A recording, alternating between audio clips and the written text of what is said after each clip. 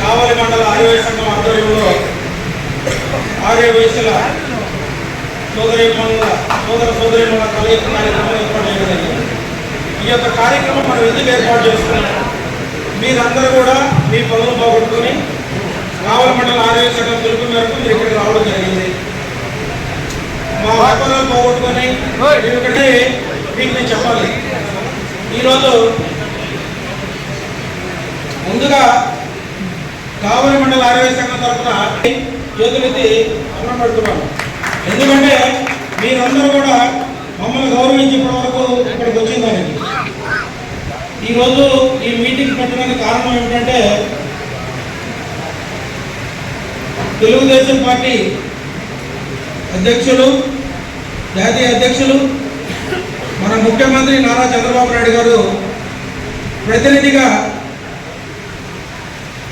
సోమిశెట్టి వెంకటేశ్వర గారు ఇక్కడ రావడం జరిగింది.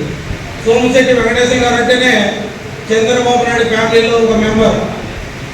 చాలామందికి తెలియదు ఆ విషయం.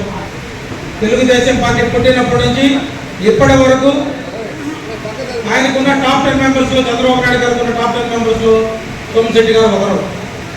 సోమిశెట్టి గారికి మన కర్నూలు వెళ్ళినప్పుడు సోమిశెట్టి ఆర్యవైశ్యులందరూ కూడా మనకి 99%, 95 నుంచి 99% పార్టీకి పనిచేయడం జరిగింది.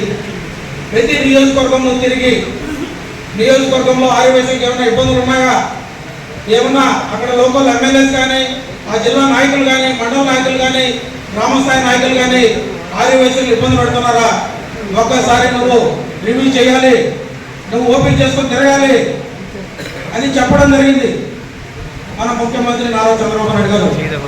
ఆయన ఆదేశానుసారం ఆయన ప్రతినిధిగా ఈరోజు సోమిశెట్టి వెంకటేశ్వర గారు మన కావలి నియోజకవర్గానికి రావడం జరిగింది.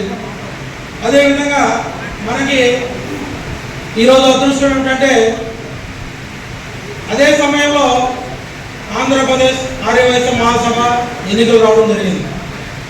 ఆ ఎన్నికల్లో ఒక అద్భుతమైన వ్యక్తి, ఒక వర్తఫుల్ క్యాండిడేట్, వైశ్యులకి నిరంతరం ఏదో చేయాలి నేను అనే తపన పడే వ్యక్తి ఇల్లూరు లక్ష్మయ్య గారు. ఇల్లూరు లక్ష్మయ్య గారు అంటే చాలా మందికి తెలియదు. ఈరోజు ఆర్యవైశ్య జాతే దేవుళ్ళగా ముఖ్య వ్యక్తి టీసీ వెంకటేష్ గారు. ఆ కుటుంబం కొన్ని వేల కోట్ల రూపాయలు దాన ధర్మాలు